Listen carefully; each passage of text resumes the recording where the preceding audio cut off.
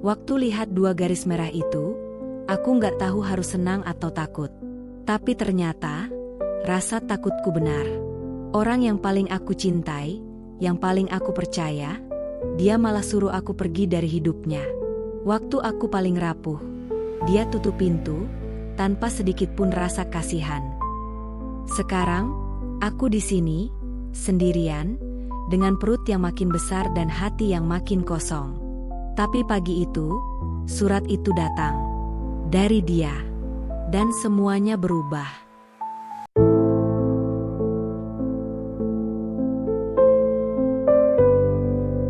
Nama aku Vina. Lengkapnya Alvina Nur Fadilah. Usia 24 tahun. Aku lahir dan besar di kota kecil yang selalu bising sejak pagi. Dengan suara motor tua, tukang sayur teriak, 5.003 ikat. Dan kadang ada ibu-ibu tetangga ribut soal anaknya rebutan ember. Aku tinggal di rumah kontrakan petak 2 kamar, bareng ibu dan adik perempuanku yang masih kuliah. Bapak udah lama nggak ada. Jadi, bisa dibilang, akulah tulang punggung kecil di keluarga ini. Aku kerja sebagai staf administrasi di sebuah kantor properti, yang bangunannya sempit, dindingnya kusam, dan AC-nya suka mati mendadak jam 2 siang. Hari-hariku ya gitu-gitu aja. Bangun, masak nasi, mandi buru-buru, nunggu ojek online yang kadang datang telat, dan kerja sampai mata perih karena harus terus nginput data dari pagi sampai jam 5. Teman kantor? Ada sih, tapi kebanyakan ibu-ibu yang udah punya anak, obrolannya nggak jauh-jauh dari harga popok sama cicilan kulkas. Aku jarang ikut nimbrung. Bukan karena sombong, tapi kadang, rasanya dunia mereka beda sama dunia yang aku jalani. Sampai suatu hari, segalanya berubah. Waktu aku lagi mindahin dus kertas dari gudang ke meja kerja, seorang cowok nyamperin. Wajahnya cerah, pakai kemeja biru muda yang digulung sampai siku, bau parfumnya lembut banget, kayak aroma kayu manis dan kopi. Berat ya? Sini aku bantuin, katanya sambil ngambil dus dari tanganku. Aku terdiam. Lidahku keluh. Namanya Dava. Pegawai baru bagian marketing. Hari itu juga, tanpa sadar, aku mulai membuka sedikit ruang di hati untuk seseorang yang belum tentu mau tinggal lama di sana. Dava bukan tipe cowok yang langsung ngajak kenalan atau sok akrab. Dia tenang, tapi punya caranya sendiri buat bikin orang nyaman. Hari-hari setelah pertemuan pertama itu, dia sering nyamperin meja aku dengan alasan sepele. Printer kamu nyala terus tuh, kayaknya nyangkut deh. Atau, Vin, kamu tahu nggak file tender kemarin ditaruh mana? Padahal semua itu jelas cuma alasan. Tapi aku biarkan. Karena setiap dia datang, dunia yang tadinya abu-abu rasanya jadi sedikit berwarna. Kami mulai ngobrol lebih sering. Di pantry, dia suka godain aku yang selalu bawa bekal sendiri. Kamu masak sendiri ya? Hebat juga. Aku cuma senyum sambil ngaduk teh manis. Kadang dia duduk di seberang meja waktu jam istirahat, nanya hal-hal kecil kayak, kalau kamu dikasih libur seminggu, kamu mau kemana? Dan obrolan itu bisa terus mengalir tanpa sadar sampai jam makan habis. Rasanya kayak nyaman. Gampang. Nggak dibuat-buat. Dan yang paling bikin jantungku berdebar, tatapan matanya. Tatapan yang kayak bilang, aku mau tahu kamu lebih dari sekadar nama di daftar absensi kantor. Suatu malam, setelah lembur bareng karena data audit, kami keluar kantor bareng. Udara dingin, jalanan sepi, cuma suara jangkrik dan desiran angin. Dia jalan di sampingku, pelan. Vina, katanya, sambil mandang ke langit. Kamu pernah nggak ngerasa nyaman sama seseorang, tapi takut kalau rasa itu cuma sepihak? Aku berhenti sejenak. Lampu jalan kuning temaram bikin bayangan kami jatuh ke aspal. Aku nggak tahu harus jawab apa. Tapi dari cara dia ngomong, dari nada suaranya yang pelan, aku bisa rasakan, ini bukan cuma obrolan iseng. Hatiku mulai goyah, pikiranku penuh tanya. Apa mungkin dia ngerasain hal yang sama kayak aku? Dan sejak malam itu, aku mulai takut. Takut berharap lebih. Tapi lebih takut lagi, kalau ternyata perasaanku bukan halusinasi. Hubungan kami berjalan, diam-diam.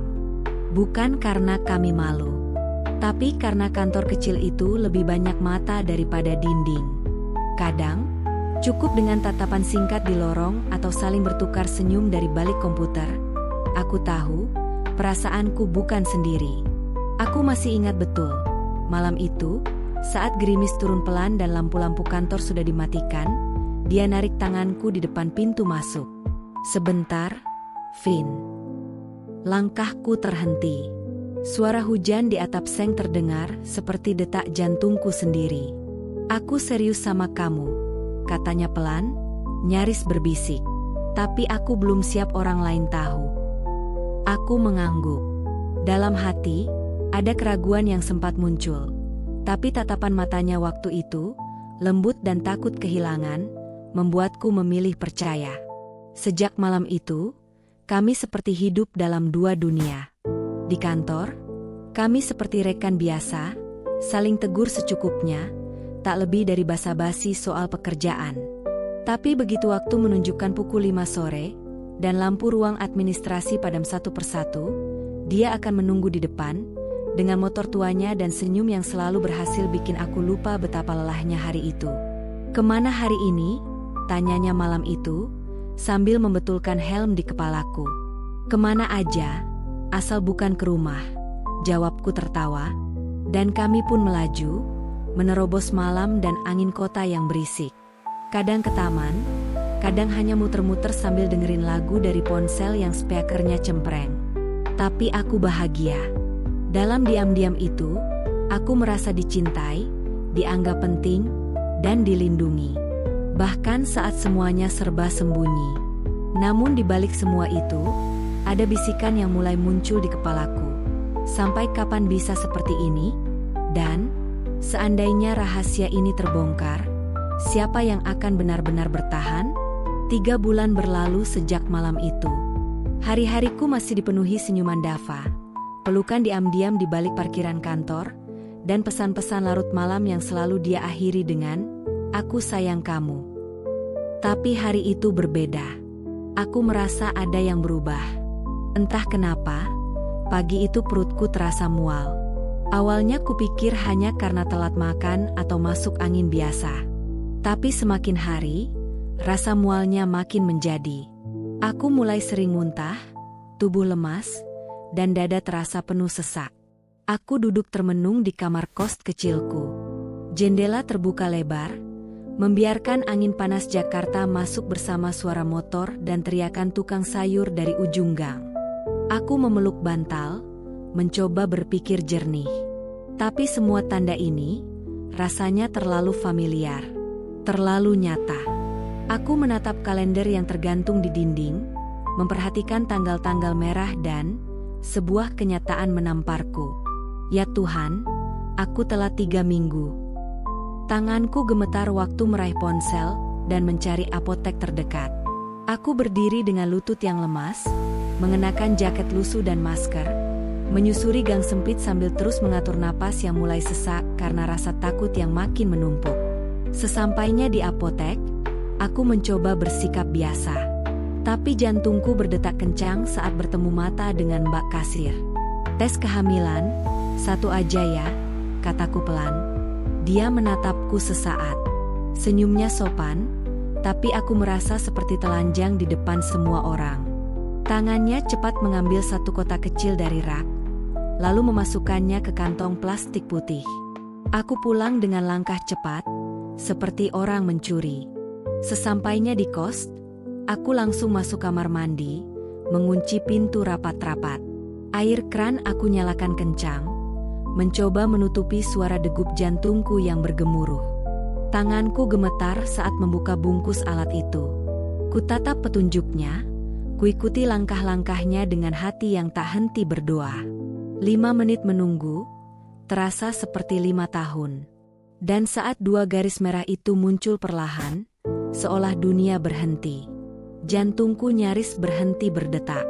Aku terduduk di lantai, menatap hasil itu dengan mata berkaca-kaca. Dada terasa sesak, tenggorokan tercekat, dan dalam bisikan lirih, aku berkata pada diriku sendiri, "Vina, kamu hamil." Aku tidak tahu bagaimana aku berdiri setelah itu. Rasanya kakiku seperti tak berpijak, tapi aku memaksa diri bangkit. Menggenggam tespek itu erat-erat seperti barang bukti yang harus segera aku tunjukkan pada seseorang. Hanya satu nama yang terlintas di kepalaku saat itu, Dava. Aku harus bilang. Harus. Aku tidak sanggup menyimpan ini sendiri lebih lama. Langit sore mulai mendung saat aku melangkah keluar kos, membawa napas yang sesak dan dada yang berdegup tak beraturan. Perjalanan ke rumah Dava terasa lebih panjang dari biasanya. Angin sore menyapu wajahku, membawa aroma debu dan sisa hujan kemarin. Di sepanjang jalan, aku berperang dengan pikiranku sendiri. Haruskah aku ceritakan langsung? Atau pelan-pelan saja? Tapi, bagaimana kalau dia menolakku? Sampai akhirnya aku tiba di rumah kontrakan kecil tempat Dava tinggal. Tangan kananku terangkat, siap mengetuk pintu, tapi malah dia menggantung di udara. Nafasku berat. Dunia seolah terdiam sesaat. Tapi aku tak bisa mundur. Aku mengetuk pintu 3 kali. Detak jantungku terasa sampai ke telinga. Tak lama kemudian, pintu terbuka. Dava berdiri di baliknya, mengenakan kaos putih dan celana pendek. Wajahnya terlihat lelah, tapi matanya tetap menatapku seperti biasa. "Vin, tumben jam segini?" tanyanya sambil tersenyum tipis. Aku menunduk, menggenggam plastik kecil berisi tespek di dalam tasku. Aku harus ngomong, sekarang. Dia mengernyit, lalu menyingkir memberi jalan. "Masuk dulu, ada apa?" Kami duduk di ruang cuci kecil di belakang rumah. Disitulah biasanya kami curhat, ngobrol, atau sekadar duduk berdua. Tapi kali ini, suasananya berbeda. Udara terasa berat, hening, kecuali suara tetesan air dari keran bocor di pojok ruangan. Tanganku gemetar saat mengeluarkan tespek dari tas. Aku letakkan benda kecil itu di meja. Ini hasilnya tadi pagi. Aku hamil, Dav. Beberapa detik dia hanya menatap tanpa suara. Wajahnya yang biasanya hangat berubah tegang. Alisnya berkerut. Bibirnya terbuka sedikit, seperti hendak bicara, tapi tak ada suara yang keluar. Aku menunggu, jantungku seperti mau meledak. Dan akhirnya dia bersuara, pelan, tapi dingin. "Kamu harus pergi dari rumah ini." Aku membeku. "Dav, apa maksudmu?" Dia mengalihkan pandangannya. "Aku gak siap. Aku gak bisa hadapi ini sekarang. Kamu harus ngerti." Dan di saat itulah aku sadar, aku berdiri sendirian di atas pecahan harapan yang dulu kubangun diam-diam bersamanya. Aku berdiri di ambang pintu ruang cuci itu, mematung seperti patung yang kehilangan fungsinya. Kata-kata Dava tadi bergema di kepalaku. "Kamu harus pergi dari rumah ini." Satu kalimat, tapi seolah mengguncang seluruh dunia yang aku kenal. Mataku menatapnya tajam, mencoba mencari sisa-sisa rasa yang dulu dia janjikan.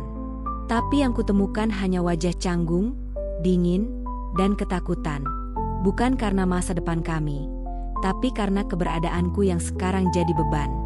"Dava, kamu janji gak akan ninggalin aku." Suaraku lirih, seperti bisikan di tengah badai. Dia menarik napas panjang, lalu duduk di kursi plastik di sudut ruangan. Kepalanya tertunduk, tangan mengusap wajah berulang kali. "Vina, ini semua terlalu cepat. Aku bahkan belum tahu gimana harus nyiapin hidupku sendiri. Apalagi kamu, apalagi anak itu." Kata "anak itu" menusukku seperti jarum di dada. Sejak kapan kita bicara tentang anak kita dengan jarak seperti ini? Aku melangkah mendekat, menatapnya penuh luka. "Kamu tahu berapa kali aku hampir cerita, tapi aku tahan, karena aku percaya kamu akan terima semua ini. Karena aku pikir kamu laki-laki yang bisa aku andalkan." "Jangan gitu, Vin. Aku gak minta semua ini terjadi, potongnya cepat. Suaranya meninggi. Aku juga gak minta hamil. Dav, balasku, tak bisa menahan lagi.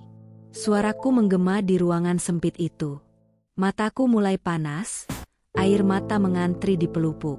Dava berdiri, menatapku dengan mata merah. Kita salah, Vin. Dan kita harus tanggung risikonya, tapi jangan di sini. Kamu tahu sendiri, kalau orang tuaku tahu, aku bisa diseret keluar dari rumah ini, dari hidup ini. Aku gak siap. Aku menggeleng, mundur selangkah. Suasana tiba-tiba begitu sunyi. Hanya suara detak jam dinding yang terdengar jelas, berdetak seperti menyayat detik-detik terakhir dari hubungan kami. Aku membuka pintu perlahan, lalu menatapnya untuk terakhir kali malam itu. Kalau kamu gak siap, aku akan siap sendiri. Langkahku meninggalkan rumah itu terasa berat.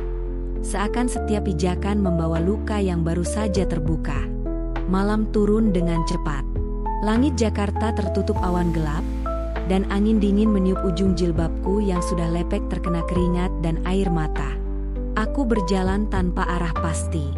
Lampu jalan yang redup terasa seperti saksi bisu atas kehancuran kecil yang baru saja kuterima. Di dalam perutku, ada kehidupan yang tumbuh, dan kini aku harus menjaganya sendirian. Aku berhenti di halte bus yang sepi, duduk di bangku kayu yang dingin. Tanganku gemetar saat membuka ponsel, membuka kontak Dava, lalu menulis pesan. Tapi belum sempat kukirim, jari-jariku terhenti. Apa gunanya? Apa artinya menjelaskan sesuatu kepada orang yang sudah menutup pintu? Bahkan sebelum aku sempat mengetuknya lebih dalam, seorang ibu tua duduk tak jauh dariku. Ia menatapku sebentar, lalu tersenyum kecil. Capek, Neng? Aku hanya mengangguk pelan. Senyuman kecilnya menenangkan, tapi juga menyayat. Ada rasa iri dalam dadaku, karena ia bisa tersenyum tanpa beban, sementara aku duduk di sini dengan janin yang tak diminta, dan cinta yang ditolak. Dalam hati, aku mulai berbicara dengan anakku. Nak, maafkan Mama, dunia ini belum ramah. Tapi Mama janji, kamu akan lahir dengan cinta. Walau hanya dari satu sisi. Tiba-tiba langit mengguntur. Gerimis mulai turun, membasahi aspal dan pipiku bersamaan. Aku masih duduk di sana, sendiri, tapi kali ini bukan benar-benar sendiri. Ada satu detak kecil dalam tubuhku, yang akan jadi alasanku untuk tetap bertahan. Aku tidak tahu harus pergi kemana malam itu. Bahkan jalan pulang ke rumah kontrakan Tante Rani, satu-satunya tempat yang bisa kutuju, terasa seperti perjalanan sejauh ribuan kilometer. Langkahku berat, tubuhku lelah, dan hati ini hancur tanpa bentuk. Perutku terasa menegang, entah karena kelelahan atau karena si kecil di dalam sana ikut merasakan apa yang kurasakan. Tanganku refleks mengusap perutku sambil berbisik pelan. Kita kuat ya, Nak, kita gak sendiri. Udara malam begitu dingin, menusuk ke tulang. Di sepanjang jalan, suara kendaraan lewat bersahutan, bercampur dengan suara klakson dan angin malam yang menyapu daun-daun kering di trotoar. Setiap langkahku terasa kosong, seperti tidak benar-benar berpijak. Kepalaku masih dipenuhi bayangan wajah Dava. Bayangan terakhirnya saat dia menunduk, tidak berani menatapku, tidak mampu berkata apa-apa selain menyuruhku pergi. Bukankah dia yang dulu bilang, apapun yang terjadi, kita hadapi sama-sama, Vin? Apa sekarang, sama-sama, berarti aku sendirian? Setibanya di rumah kontrakan Tante Rani, aku hanya bisa berdiri di depan pintu dengan napas tersengal. Lampu teras masih menyala redup. Aku mengetuk pelan. Sekali, dua kali. Tak lama, pintu dibuka dan wajah tante muncul. Dia mengernyit saat melihat wajahku yang sembab dan tubuhku yang lelah tak karuan. Ya Allah, Vina, kamu kenapa? Nak, tanyanya panik. Aku mencoba tersenyum, tapi rasanya pipiku terlalu berat untuk digerakkan. Tante, Aku boleh nginep di sini malam ini? Wajahnya langsung berubah iba. Ia memelukku, dan untuk pertama kalinya malam itu, aku merasa ada pelukan yang tulus, yang tidak membuatku merasa kotor, tidak membuatku merasa disalahkan. Tapi bahkan dalam pelukan hangat itu, aku masih belum berani jujur, belum bisa menceritakan bahwa dalam tubuh ini ada 2 nyawa yang harus diselamatkan. Tapi waktu terus berjalan, dan rahasia ini tidak bisa kusimpan selamanya. Pagi harinya, sinar matahari yang menembus celah jendela membuat mataku terpaksa terbuka. Tapi tubuhku menolak bangkit. Aku berbaring di kasur lantai kamar tamu rumah Tante Rani, memandangi langit-langit kayu yang sederhana. Hening. Hanya suara ayam dari kejauhan dan sesekali suara motor tetangga yang lewat. Di perutku, kehidupan kecil itu tetap bergerak. Aku letakkan telapak tanganku di sana, dan entah kenapa, air mataku jatuh lagi. Kali ini bukan karena marah, bukan karena kecewa, tapi karena takut. Aku takut. Tante Rani mengetuk pintu dan masuk dengan senyuman lembut. "Kamu udah bangun, sayang? Tante masakin bubur ayam kesukaanmu." Aku mengangguk lemah. "Makasih, Tante," gumamku lirih. Ia duduk di sampingku, memperhatikanku dalam diam sebelum akhirnya bertanya pelan. "Vina, kamu hamil, ya?" Pertanyaannya menghantamku seperti palu godam. Tubuhku menegang. Mulutku terbuka, tapi tidak ada suara keluar. Aku hanya bisa menunduk, lalu mengangguk perlahan. Suara napasnya terdengar lebih berat. "Anaknya Dava?" tanyanya lagi. Kali ini suaranya sedikit bergetar. Aku mengangguk lagi. "Tapi dia suruh aku pergi, Tante. Dia gak mau tanggung jawab." Tante menarik napas panjang, lalu memelukku erat. Kali ini pelukannya berbeda. Tidak hanya hangat, tapi juga kuat, seperti dinding yang tiba-tiba muncul di sekelilingku. "Gak apa-apa, Nak. Kamu gak sendiri. Mulai sekarang, kamu tinggal sama Tante. Kita hadapi bareng-bareng." Untuk pertama kalinya setelah sekian lama, aku merasa tidak terlalu sendirian. Tapi jauh di dalam hati, aku tahu badai belum sepenuhnya reda. Dan mungkin, yang lebih besar masih menunggu di depan. Hari demi hari berlalu. Aku mulai terbiasa dengan rutinitas baru bersama Tante Rani. Memasak, mencuci, kadang membantu di warung kecilnya. Perutku semakin membesar, dan dengan setiap sentakan kecil dari si jabang bayi, aku selalu merasa ada harapan yang tumbuh bersamanya. Tapi semakin dekat waktu persalinan, semakin besar juga rasa cemas yang menjerat pikiranku. Bagaimana nanti setelah anak ini lahir? Apakah aku cukup kuat untuk menjadi ibu sekaligus ayah? Bagaimana dengan Dava? Apakah dia masih memikirkan kami? Atau mungkin dia sudah benar-benar menghapusku dari hidupnya? Pagi itu, saat sedang menyapu halaman, seorang kurir datang dengan sepucuk amplop coklat. Namaku tertulis rapi di atasnya. Aku sempat bingung, tak merasa menunggu kiriman apapun. Setelah kurir berlalu, aku membuka amplop itu dengan tangan gemetar. Di dalamnya, sebuah surat. Dan begitu kubaca, jantungku seperti berhenti berdetak sesaat. "Vina, aku tahu aku salah. Aku pengecut. Tapi aku mau bertanggung jawab. Tolong temui aku di tempat biasa kita dulu, di bawah pohon angsana dekat lapangan jam 5 sore. Aku akan tunggu. Dava." Aku terduduk. Mataku tak berkedip menatap tulisan itu, antara percaya dan tidak. Tanganku berkeringat. Dalam kepalaku berputar ribuan kemungkinan. Apakah ini jebakan? Atau benarkah dia ingin berubah? Hatiku berperang. Tapi satu hal yang pasti, aku harus datang. Bukan demi dia, tapi demi diriku dan anak ini. Langit mulai mendung, angin berembus pelan, dan bayangan pohon angsana seolah sudah memanggilku dari kejauhan.